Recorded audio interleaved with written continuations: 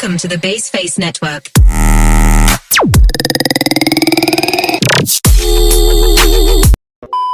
Assalamualaikum warahmatullahi wabarakatuh. Perkenalkan, kami dari kelompok 9 akan menjelaskan tutorial menggunakan aplikasi SPSS. Saya ketua kelompok Nadim Siddiq Ramadan, NIM 2202134428.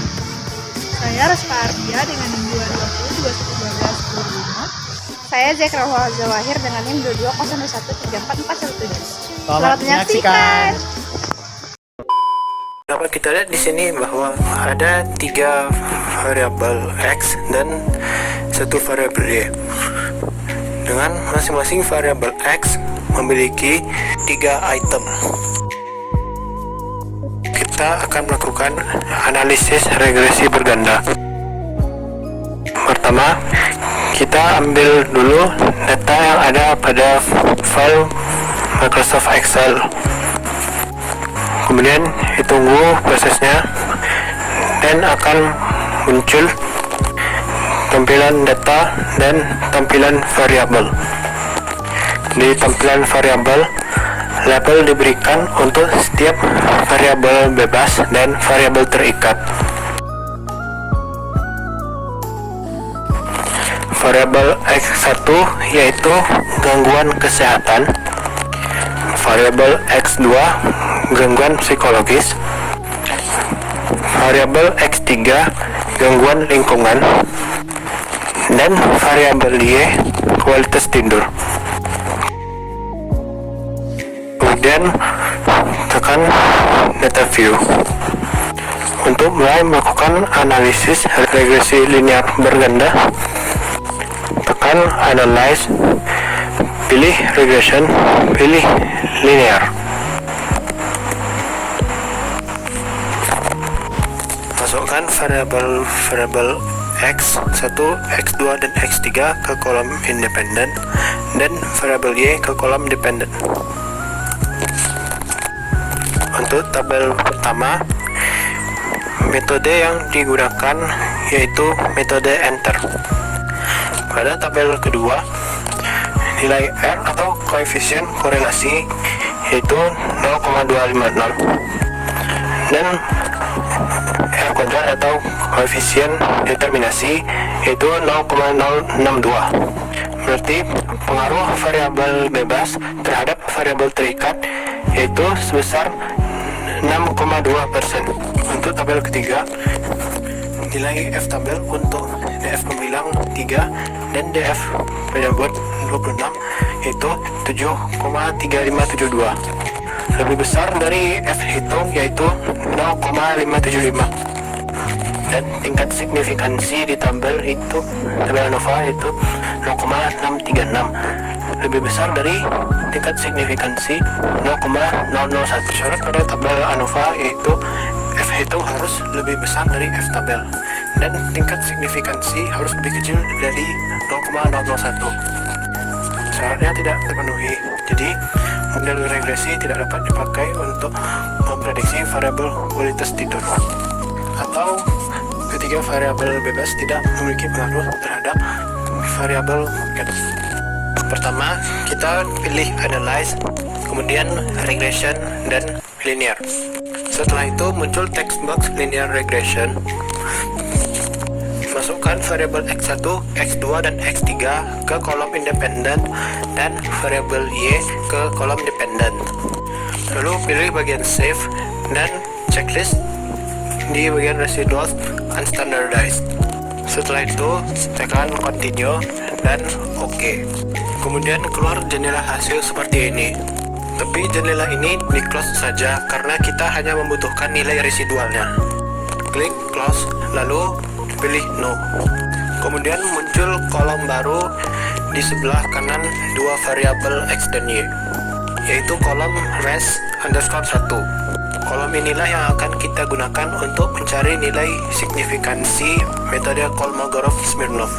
Nah, karena nilai residualnya sudah kita dapatkan, maka kita akan menggunakan metode Kolmogorov-Smirnov. Caranya, kita pilih analyze, kemudian non parametric. test, kemudian pilih legacy dialog, kemudian kita pilih one sample KS atau one sample Kolmogorov-Smirnov. Kita akan mencari nilai signifikansi berdasarkan nilai residual. Jadi kita pilih unstandardized residual yang tadi, kemudian kita pindahkan ke kanan, dan pada test distribution checklist bagian normal, kemudian tekan OK. Kemudian muncul hasil, ditunggu sebentar, yaitu tabel one sample Kolmogorov-Smirnov test.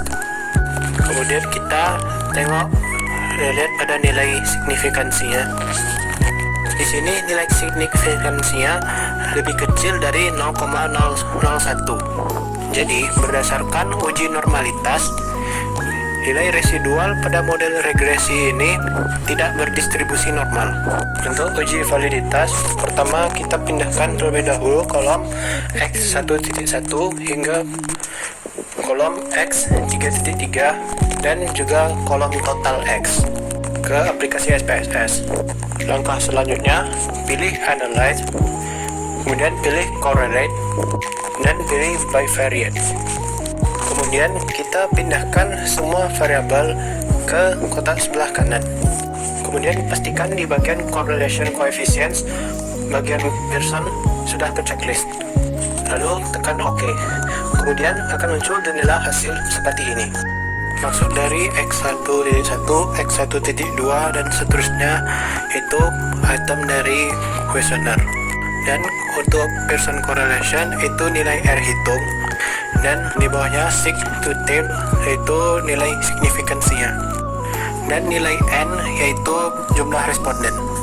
Berdasarkan R tabel yang dapat dicari di Google, nilai R tabel untuk DF N-2 atau DF 30-2 sama dengan 28 untuk tingkat signifikansi 0,001 yaitu sebesar 0,5703. Untuk item X1, nilai R hitung lebih besar dari R tabel dan nilai signifikansi lebih kecil dari 0,01, maka item ini valid. Langkah pertama yaitu pilih Analyze, lalu Scale, dan pilih Reliability Analysis. Kemudian masukkan semua item ke kotak sebelah kanan. Kemudian di bagian Statistics, pastikan Scale if item deleted itu terchecklist. Kemudian klik Continue, dan pada model pastikan ya Alpha.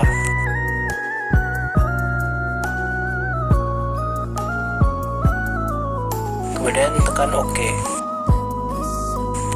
Dan kemudian akan muncul hasil dari uji reliabilitas seperti ini.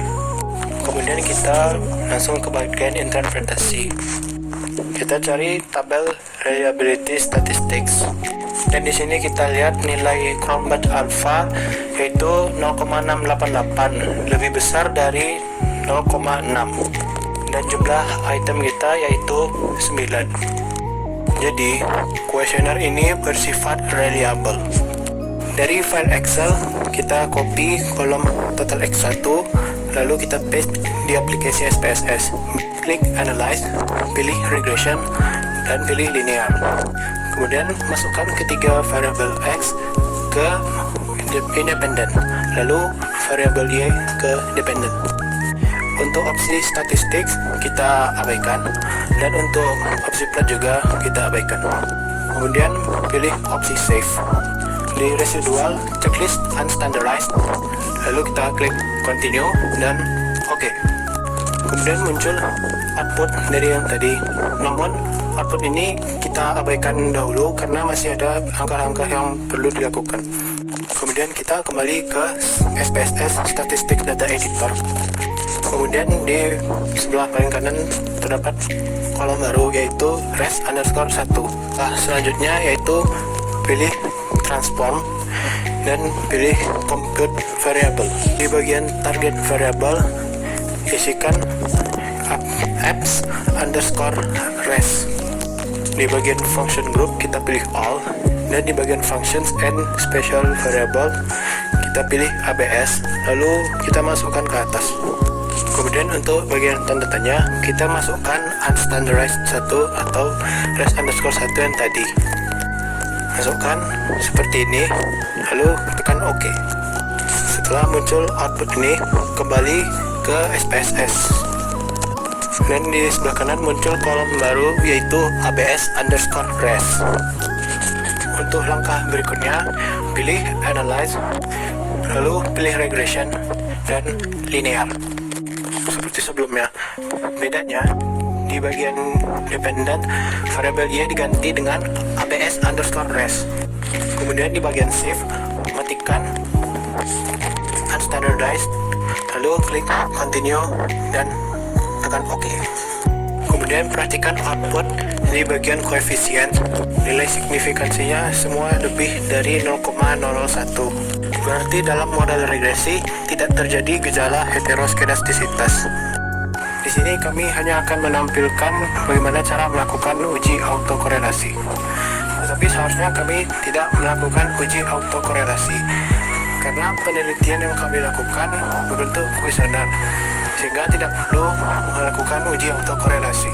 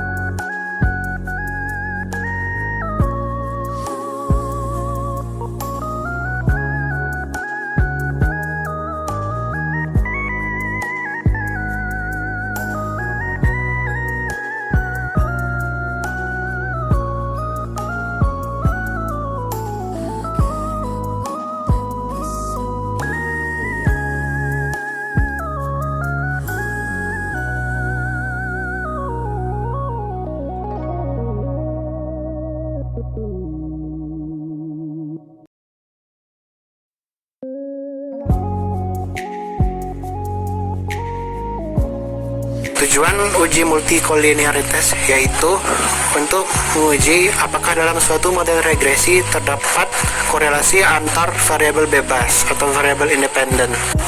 Model regresi yang baik seharusnya tidak terjadi korelasi antar variabel independennya. Pengujian multikolinearitas dilihat dari besaran VIF atau Variance Inflation Factor dan tolerance. Untuk tolerance besar dari 0,10 berarti tidak terjadi multikolinearitas. Sedangkan jika lebih kecil dari 0,10 terjadi multikolinearitas. Untuk nilai VIF apabila di bawah 10 maka tidak terjadi multikolinearitas. Sedangkan jika lebih dari 10 maka terjadi multikolinearitas. Pertama kita pilih Analyze, kemudian Regression, dan pilih Linear. Setelah itu masukkan ketiga variabel X ke Independent dan variabel Y ke Dependent. Kemudian kita pilih Statistics. Sebelumnya kita checklist dan kita hapus bagian Estimates dan Model Fit, dan kita biarkan Collinearity dan Diagnostics. Kemudian klik Continue dan klik OK. Kemudian keluar output seperti ini. Kita perhatikan pada bagian Coefficients. Untuk variabel gangguan kesehatan, nilai tolerance sebesar 0,679, nilai VIF sebesar 1,473. Untuk variabel gangguan psikologis, nilai tolerance sebesar 0,664 dan nilai VIF sebesar 1,507. Untuk variabel gangguan lingkungan, nilai tolerance sebesar 0,964 dan nilai VIF sebesar 1,037. Bisa dilihat di sini untuk nilai toleransi ketiga variabel lebih besar dari 0,10 dan untuk nilai VIF ketiga variabel lebih kecil dari 10. Jadi dapat disimpulkan pada model regresi ini tidak ada gejala multikolinearitas.